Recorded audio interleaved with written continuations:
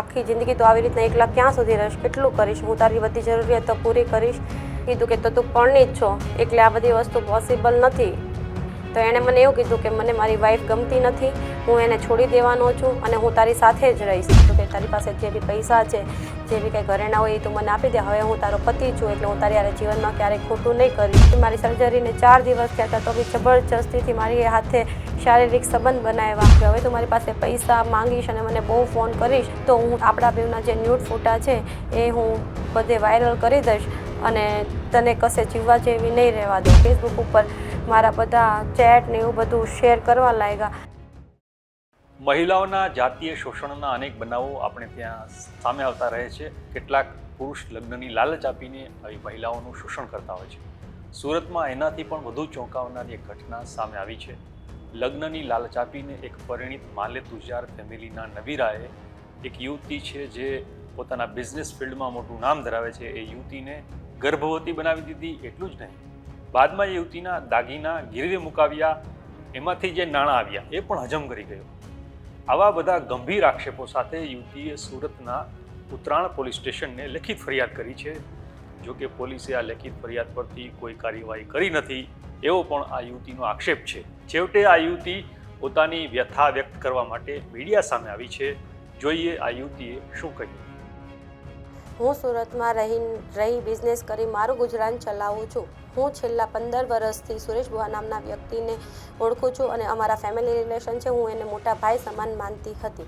સુરેશ બુઆએ મને પરેશ માણિયા નામના વ્યક્તિ સાથે મુલાકાત કરાવી અને એણે એવું કીધું કે આ શેર બજારમાં બહુ મોટો ધંધો કરે છે અને કરોડો રૂપિયા કમાય છે. એને તમારી સોસાયટીમાં, તમારા વિસ્તારમાં પ્રોપર્ટી લેવામાં ઇન્ટરેસ્ટ છે. આવા પ્રોપર્ટીના બાને અવારનવાર મને મળતા ગયો અને અમારા વચ્ચે એવી રીતના મિત્રતા વધતી ગઈ. આવી રીતના અમે લોકો આવતા જતા રહ્યા. પછી એક દિવસ સુરેશ બુહા અને પરેશ માણિયા મારા ઘરે આવ્યા અને એણે મને એવું કીધું કે હમણાં પરેશને બહુ મોટી લોસ થઈ છે અને એને પૈસાની જરૂર છે, એને સુસાઇડ કરવું પડશે. આવી બધી વાતો કરી, મને ઇમોશનલ કરી. પછી મારી પાસેથી મારા ઘરેણાં લઈ ગયા સુરેશ અને પરેશ અને ઘરેણાં ગીરવે મૂકીને ત્યાંથી પૈસા લઈ આવ્યા. પછી હું અને પરેશ માણિયા મેરિયટ હોટલ ગયા લંચ માટે. તો ત્યાં પરેશે મને એવું કીધું કે તું મને બહુ ગમે છે, તું એકલી છે, 35 વર્ષની થઈ ગઈ છે, એકલા ગુજરાન નહીં નીકળે, તારે એક પુરુષ સાથીની જરૂર છે. આખી જિંદગી તો આવી રીતના એકલા ક્યાં સુધી રહીશ, કેટલું કરીશ, હું તારી બધી જરૂરિયાતો પૂરી કરીશ. કીધું કે તું પરણી જ છો એટલે આ બધી વસ્તુ પોસિબલ નથી.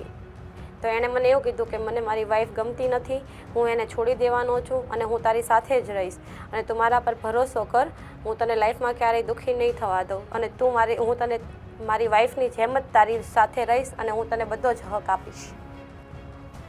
પછી એક દિવસ સુરેશ, પરેશ અને હું અમે લોકો હોટલ અમોરમાં ડિનર ઉપર ગયા અને અમે ડિનર કર્યા પછી સુરેશ બુહાની સામે પરેશે મારી માંગમાં સિંદૂર કર્યું અને એણે એવું કીધું આજથી તું મારી વાઈફ છે. પછી ત્યાંથી સુરેશભાઈ ચાલ્યા ગયા અને પરેશે મને એવું કીધું કે આપણે ઉજ્જૈન જઈને મહાદેવની સામે બી હું તારી સાથે મેરેજ કરીશ. પછી અમે લોકો, હું, સુરેશ અને પરેશ, અમે લોકો ઉજ્જૈન ગયા. ઉજ્જૈન ત્યાં મહાદેવની સામે એણે મારા માંગમાં સિંદૂર ભરીને કીધું કે આજથી તું મારી વાઈફ છે, હું તારી હરેક મુસીબતોમાં ઊભો રહીશ. પછી અમે લોકો ત્યાં રહ્યા અને ત્યાંથી આવ્યા એટલે એણે મારી પાસેથી એવું કીધું કે તારી પાસે જે બી પૈસા છે, જે બી કંઈ ઘરેણા હોય એ તું મને આપી દે. હવે હું તારો પતિ છું એટલે હું તારી યારે જીવનમાં ક્યારેય ખોટું નહીં કરીશ અને જે બી પૈસા છે તારી પાસે જિંદગીભર ખૂટે નહીં એવું બધું હું શેર બજારમાં લગાવી દઉં એટલે તારી પાસે આ બધા પૈસા ડબલ થઈ જશે. એમ કરીને મારી પાસે જે બી પૈસા ઘરેણા થાય એમ બધું ટોટલી કરીને બધું મારી પાસેથી લઈ ગયા. અમે લોકો બોમ્બે, ગોવા અને બધે અવારનવાર બધે જગ્યાએ ફરતા હતા. અમે બંને હસબન્ડ વાઈફની જેમ રહેતા હતા. એવામાં એક દિવસ મને પ્રેગ્નન્સી રહી ગઈ તો મેં પરેશને કીધું કે મને પ્રેગ્નન્સી છે. તો પરેશે મને એવું કીધું કે મને બેબી જોઈએ છે. એટલે મેં એવું કીધું તો તું મારી સાથે મેરેજ કરી લે. તો એણે મને એવું કીધું કે હમણાં મેરેજ પોસિબલ નથી તો તું દવા લઈ લે. એટલે એણે મને દવા લાવીને આપી અને એણે એવું કીધું કે અત્યારે તું આ દવા પી લે, પછી આપણે મેરેજનું પ્લાનિંગ કરશું, એના પછી આપણે બેબી પ્લાનિંગ કરશું. એટલે એણે જે દવા આપી એ દવા મેં પીધી. દવા પીવાથી થોડા દિવસ પછી મારી તબિયત ખરાબ થઈ ગઈ તો હું ડૉક્ટર પાસે ગઈ તો ડૉક્ટરે એવું કીધું મને કે તમારી તબિયત ખરાબ છે, તમારે આખું બોડી ચેકઅપ કરાવવું પડશે. તો એમાં મને કેન્સર ડિટેક્ટ થયું એટલે મને સર્જરી કરાવવી પડશે એવું ડૉક્ટરે મને કીધું. તો આ વાત મેં પરેશ અને સુરેશને બેવને, સુરેશભાઈને બંનેને કરી તો મને એણે અને મેં કીધું કે મને હવે પૈસાની જરૂર છે, તો તું મારા પૈસા અને ઘરેણાં મને રિટર્ન આપ. તો એણે મને અવારનવાર વાયદાઓ આપ્યા કે હા હું કરાવી આપીશ, મારા પૈસા આવવાના છે, આમ ને તેમ ને એવું બધું મને કીધું એણે. પછી મને કેન્સર ડિટેક્ટ થયું એટલે હું શારીરિક, માનસિક ને આર્થિક બધી જ રીતે ભાંગી ચૂકી હતી. મને પૈસાની જરૂર હતી, મારી પાસે પૈસા બી નહીં હતા.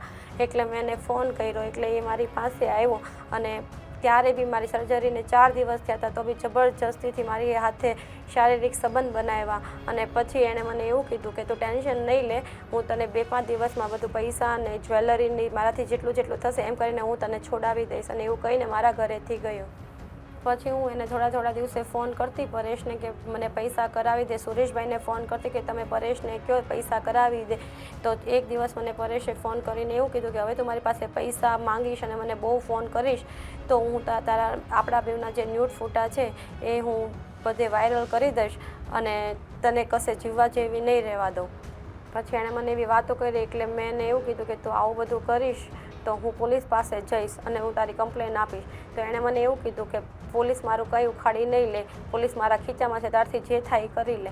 પછી હું પોલીસ સ્ટેશન ગઈ, ઉત્તરાયણ પોલીસ ચોકી, અને ત્યાં મેં મારી અરજી આપી અને કીધું કે મારી હાથે આવું થયું છે. એટલામાં અશોક ભુંગળિયા નામના વ્યક્તિએ ફેસબુક ઉપર મારા બધા ચેટ ને એવું બધું શેર કરવા લાગ્યા.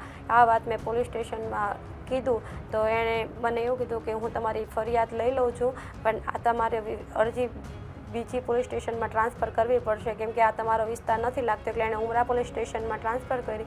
પછી હું ઉમરા પોલીસ સ્ટેશન ગઈ તો ઉમરા પોલીસ સ્ટેશને એવું કીધું કે તમારે અહીં આ વિસ્તાર નહીં લાગે એટલે તમારે ઘોડદોડ પોલીસ ચોકી તમારી અરજી ત્યાં જ હશે. એટલે હું ઘોડદોડ પોલીસ ચોકી ગઈ તો ત્યાં સરે એવું કીધું મને કે તમારી મેટર બહુ મોટી છે એટલે મારે ઉપરથી પરમિશન લેવી પડશે.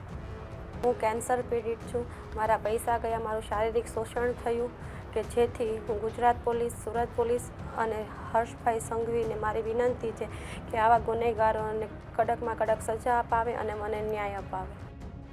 આ છે એક કથિત દુષ્કર્મનો ભોગ બનેલી એક યુવતીની વ્યથા. આ યુવતીએ ઉત્તરાયણ પોલીસ સ્ટેશનમાં લેખિતમાં ફરિયાદ આપી છે, જેમાં પરેશ લાભુભાઈ માણિયા, સુરેશ ઘનશ્યામભાઈ બુહા સહિત 4 લોકો સામે ગંભીર પ્રકારના આક્ષેપો કર્યા છે. યુવતીનો એવો પણ આક્ષેપ છે કે આ લેખિત ફરિયાદ પરથી ગુનો નોંધવામાં સુરત પોલીસને જાણે કે કોઈ રસ નથી. તમામ પુરાવા પણ પોલીસ સ્ટેશનને આપ્યા હોવાનો યુવતીએ દાવો કર્યો છે. છતાં પોલીસે યુવકને જેની સામે આક્ષેપ છે એને બોલાવવાની તસ્દી પણ નથી લીધી. જો કે આ યુવતીને ન્યાય પર ભરોસો છે, પરંતુ આ ન્યાય તેને ક્યારે મળશે તેની તેને ખબર નથી. ત્યારે હવે ન્યાય ઝંખતી આ યુવતીને કયા ઈમાનદાર અધિકારી ન્યાય અપાવે છે એ જોવાનું રહેશે.